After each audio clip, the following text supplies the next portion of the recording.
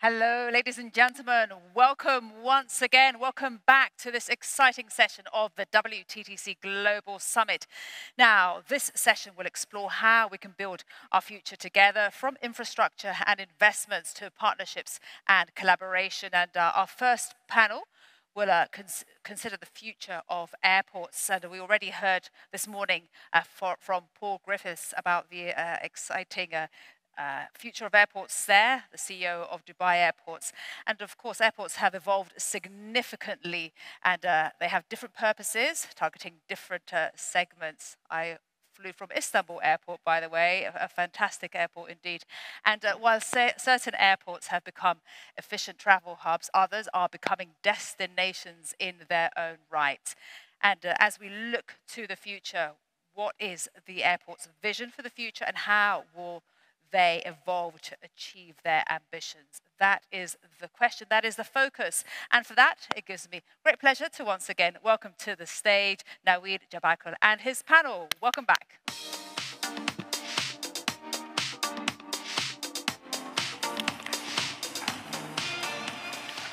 Thank you very much, Maria. Hello, welcome back. Hope you had a good coffee break. Salam alaikum to all the guests here. We heard from Paul Griffiths earlier, a big name in the world of airports and what he's achieved in Dubai.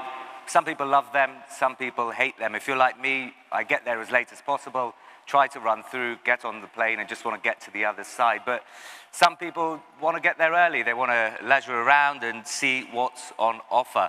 But airports are changing. I mean, the grand designs in place now may see some look to have aquariums in the future or butterfly gardens and plenty of high-end retail.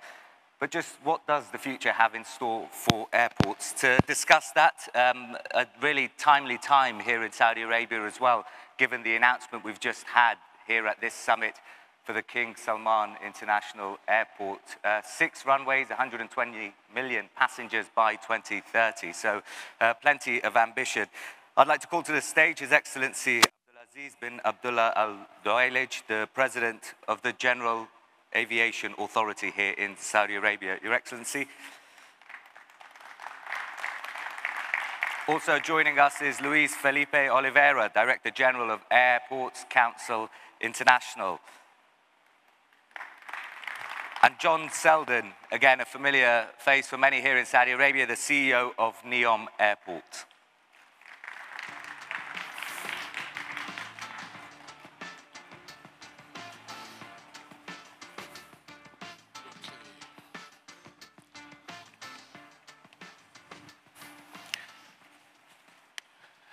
Your Excellency, I'll start with you.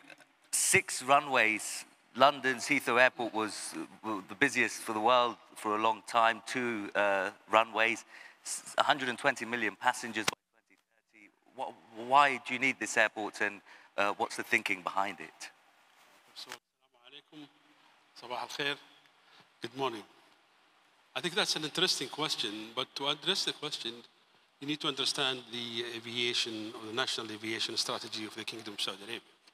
When the strategy was approved less than 2 years ago, the target was to reach more than 330 million passengers by 2030, compared to about 100 million that was achieved in 2019. And also, another target was to increase the connectivity, air connectivity, from about 100 destinations around the globe to more than 250 destinations. Of course, along with this, we have the targets on the cargo, which are going to be quadrupled from about 800,000 tons to more than 4.5 million tons. Now, the announcement that was made by His Royal Highness on King Salman's new airport talked about 2 main milestones. The first one is the 2030 vision, which is reaching 120 million passengers. And the 6 runways, that is the second phase, where the airport will be expanded to accommodate up to 185 million passengers and about 3.5 million tons of cargo. And Thank you, Your Excellency. Luis, airports around the world, it's becoming a rather competitive thing when it comes to building the best airport, the biggest airport. In your opinion, looking at it from a global perspective, what makes a good airport, and what should countries around the world and policymakers be looking for when they're thinking about designing these buildings for passengers? Thank you. First of all, it's very excited to be here in Saudi Arabia, especially in this important moment for the country with a lot of changes, a lot of investment coming in. And the global airports, we run around 9 billion passengers from the year of 2019. We expected to double the size by 2040. And to double the size, we need to be more efficient. We need to be more efficient as a whole ecosystem. On an airport, when you realize that it's not only the airline and the airport, it's the whole ecosystem that needs to work well, needs to work together in order to have a seamless travel experience for the passenger. And at the end, we need to focus on the passenger experience at all. That's why basically the investments needs to come, the new ideas needs to come to improve the efficiency that we have to bring the better experience for our passengers. At the end, they are the reason of our existence. And John, we heard about some of the Saudi aviation strategy and how it fits in with Vision 2030. Obviously, NEOM is very important to Vision 2030. You have the advantage of a rather blank canvas in terms of designing an airport. How are you going to be using technology, in particular, something that's becoming synonymous with NEOM? Well, good morning and thank you. NEOM is a blank sheet of paper. So when I came here, I was given that blank sheet of paper and worked with a great team to come up with the future.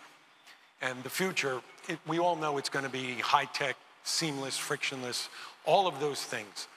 But the real future of NEOM is that when you arrive at the airport, you will be in the city. You will be in the line. And we need to bring that experience forward. So instead of focusing necessarily on the airport and being a destination, we want to facilitate getting you into the city as fast as we can. And when you think about speed, that reduces dwell time of passengers that are going to spend money in your airport, right? That you make money in parking. Well, in NEOM, there's no parking. We're going to be on a green rail system. So we don't have that. We're going to have a very quick, seamless, high-efficient airfield with minimum taxi times and connecting times. And because we are the greenfield, we can design to that standard. There's many examples around the world of how to do this right. And we're going to take that and make it better in NEOM.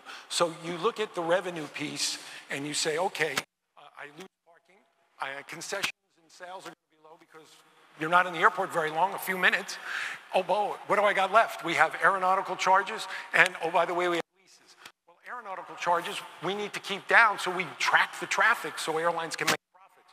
So now you think about it, the airport will be a part of the city. It will be in that ecosystem, which is very different than the business models that you see out there today. And Your Excellency, looking at Saudi Arabia, but all around the world, staff shortages have been something that's impacted the sector, particularly in airports. What do you think can be done to use technology to try and reduce those sorts of difficulties in the future? That's an interesting question.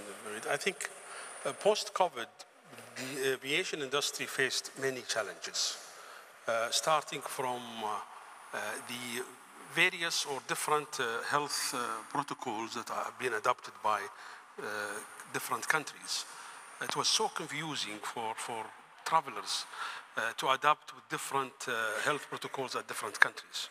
And this is why the Kingdom has announced during the last Future Aviation Summit in May the so-called Health Air Protocol, or HAT. And that has been also submitted to the AKU Council last month for approval to ensure that we have a unified health passport or health travel document among all countries and travelers. The second is the raising cost. Raising cost is another challenge that has been faced by airports post-COVID. Third is capacity. A lot of CapEx projects have been either put on hold or delayed or shifted or cancelled as a result of the COVID era. And then now it's, airports are struggling to catch up and bring those projects on time. The staff shortage is the main challenge that was faced during the last, specifically summer. And I recall my colleague Luis here, last May, the European ACI Council issued a statement warning travelers that summer in Europe will be very difficult and we will see a lot of congestions and as a result of staff shortage. And the statement also mentioned that it takes about 16 weeks from recruitment to deployment to bring back skilled labor or manpower in airports, whether airside or in the terminals. You really need training, you need certification, you need security clearance, and that takes time.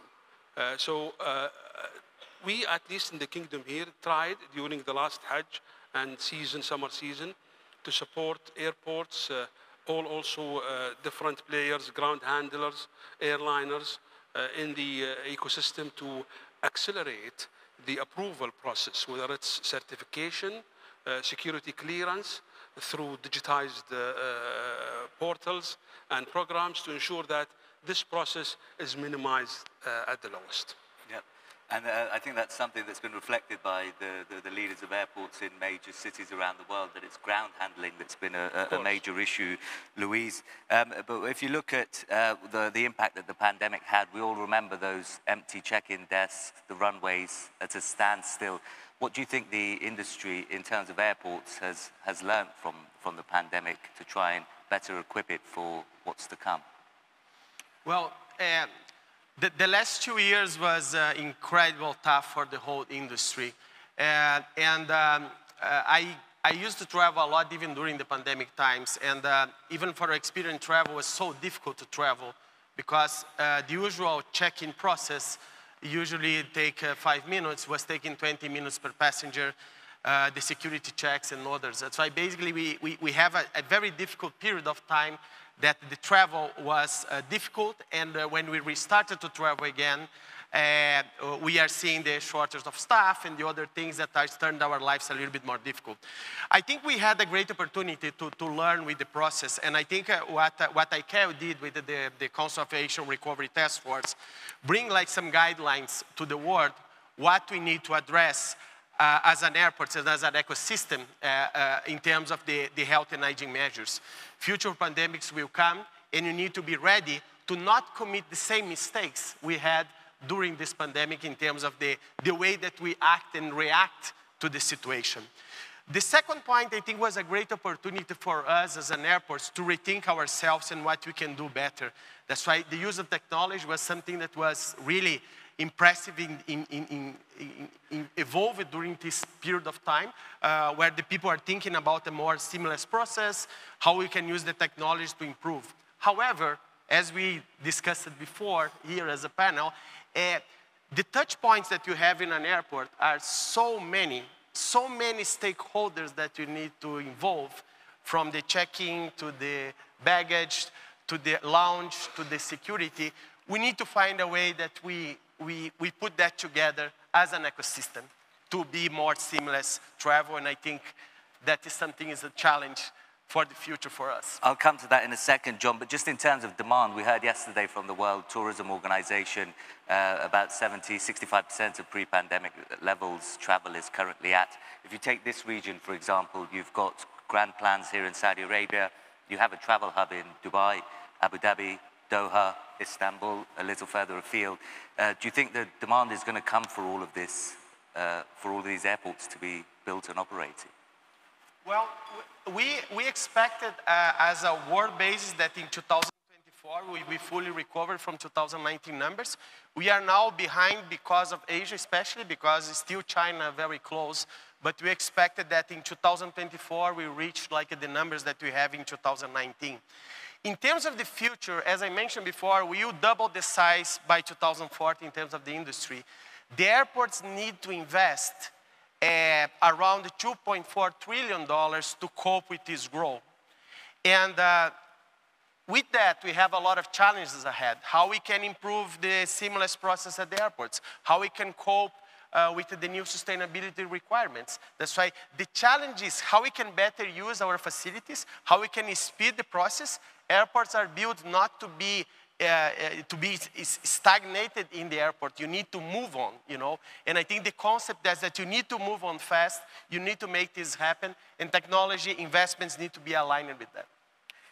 And John, the airports need to move forward. I'm going to read something I wrote down from Paul Griffiths, the CEO of Dubai Airports. His presentation earlier, he said, quote, "The hardware is simply the means. Customer interaction with products should be as minimal as possible." And I'm talking to Paul shortly, so apologies if he thinks that this wasn't what he tried to say, but that's a direct quote. The hardware is simply the means.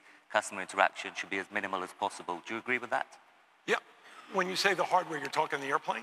About the infrastructure of the airports, yeah. So the infrastructure that's there, and I think we hit a little bit of it earlier. If we take technology and make security go away, make customs immigration go away, turn the airplanes twice as fast as we do now. Instead of an hour and a half, you do it in 45 minutes. We don't need that much infrastructure to double. It's there. We have to figure out a way to use it much more efficiently, much faster turnarounds, get the airplanes up in the air as fast as we can. We need to have systems where we don't leave gates and we don't burn fuel on taxiways until we're ready for takeoff, right?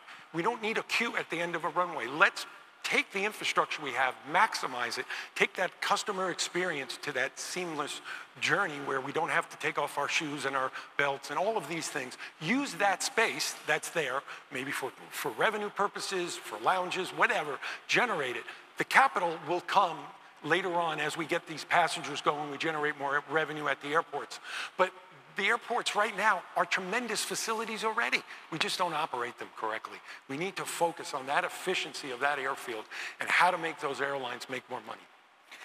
Thank you, and Your Excellency, just to pick up on that, what we see now is airports are becoming destinations very much. That's what makes them stand out, but they're economically important as well. Here in Saudi Arabia, Her Highness Princess Haifa yesterday said the goal of the strategy by 2030 is to raise the contribution to GDP to about 10% from about 3% in 2019. How important will airports be in the aviation strategy? Well, I think the aviation strategy in a holistic view is looking at all segments, whether it's airports, airlines. I always call it the 4 A's: airports, airlines, airplanes, and amenities. These are the key players that are, airports comprise of, the aviation comprise of. Now, on the contribution side, the strategy calls for an investment, a total investment of about $100 billion in the aviation sector from today till the end of 2030. And this will mostly be in airports development, no airplanes, and the remaining other ecosystem components, whether it's MRO, cargo, ground handling, and other services that are being provided in the whole ecosystem. So the contribution of the aviation is integral to the GDP of the economy. Also the contribution to the manpower, the human capital. We expect about 1.1 million of direct and indirect new jobs that will be created by the aviation sector by end of 2030. The aviation is an enabler to all the remaining or other economic segments. When you come to a country, the first thing you see is an airport. In the kingdom, today we have 29 airports. The kingdom is a continent with 2.1 million square kilometers of an area. We expect to reach the 330 million passengers that we expect to expand our current airports, whether it's Riyadh as announced through King Salman's airport. Jeddah expansion is going to be closely similar. We're talking about 114 million passengers in Jeddah. We have the new modern airports in Red Sea and in NEOM, and the upgrade of all the remaining domestic and regional airports to cater to this objective. Thank you. And Louise, looking at the growth in airports, sustainability is a word we've heard a lot about here in recent days, and indeed in recent months with COP27 taking place not too far away in Egypt. Are airports and the people behind airports doing enough to try and think about the impact environmentally they're having on local communities as well? Because traditionally there's been a lot of resistance to airports putting down runways. Is there enough happening to try and make it more sustainable in the future? Well, it's interesting because we are the first international aviation organization that we set up a target by 2050 to net zero carbon emissions. And that not come as a dream, comes with programs that we already implemented 10 years ago. That's why basically we started to work in the airport carbon accreditation that we developed around 10, 12 years ago. And an organization as us, that we have 2,000 members around the world that represents 96% of the global traffic, around 400 airports are already part of the program. And basically that represents around 50% of the traffic. That's why the airports are already engaged in sustainability. Of course, we need to continue to engage. We need to be enablers for the future of the aviation, because if you think about our footprint is less than 4%, but if you work together with the airlines, with the suppliers, with the engine manufacturers, how we can build up the future together, I think will be the better way. And the airports as enablers need to be engaged in this process, and we are doing everything we can to join all the forums as we can to facilitate that future for the economy, for the socio-economic benefits, for the communities that we serve. And John, the communities around airports are really important. Connectivity and trying to make an airport part of a wider system in an urban area. You mentioned that there won't be parking at NEOM Airport, so how will people get around? Do they use jetpacks? Do they use drones? What's the plan? No, we're going to have an extensive rail system that will be in place in NEOM, and obviously the future of eVTOL, maybe a mode of transportation to get there. And if the destination is such that you want to drive or camp out in the mountains, maybe an electric vehicle. So when I say no parking, it'd be small parking. But from a sustainability perspective, the airports can drive sustainability. One, if you have green energy. If you have green energy, the airport can be pretty much 100% green. Battery-powered support equipment, hydrogen-powered backup generators, those kinds of pieces of equipment were good. The problem is the jet. Obviously, the jet and biofuels are a great way to start working at it, but the future is hydrogen. The future is creating green hydrogen and creating an aircraft that can actually, a jet that can fly on it.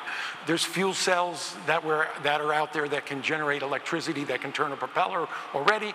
Limited, but technology will get us there.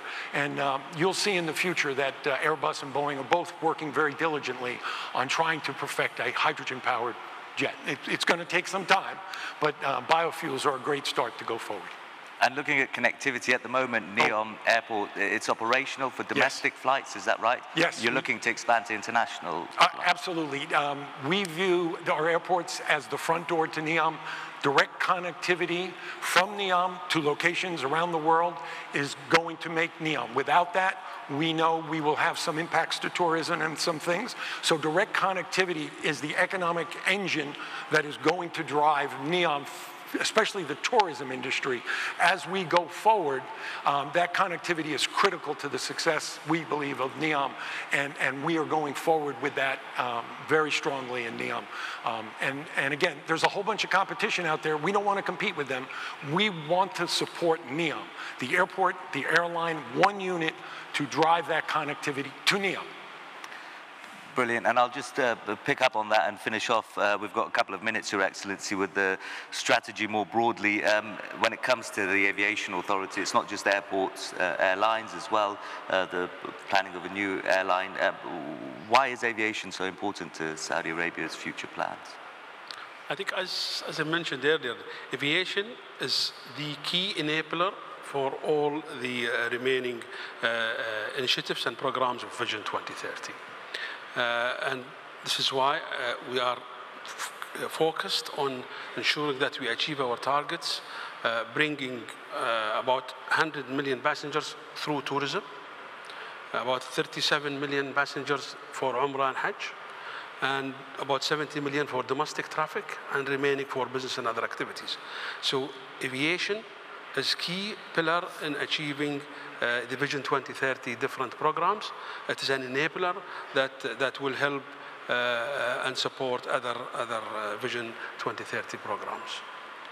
Thank you very much, and we'll leave it with that with a few seconds to go. Thank you once again to my panel, His Excellency Abdulaziz bin Abdullah Al-Duailej, President of the General Aviation Authority here in Saudi Arabia, Luis Felipe Oliveira, Director General of the Airports Council International, and John Selden, Chief Executive Officer of NEOM Airport. Thank you, and I'll hand back to Maria.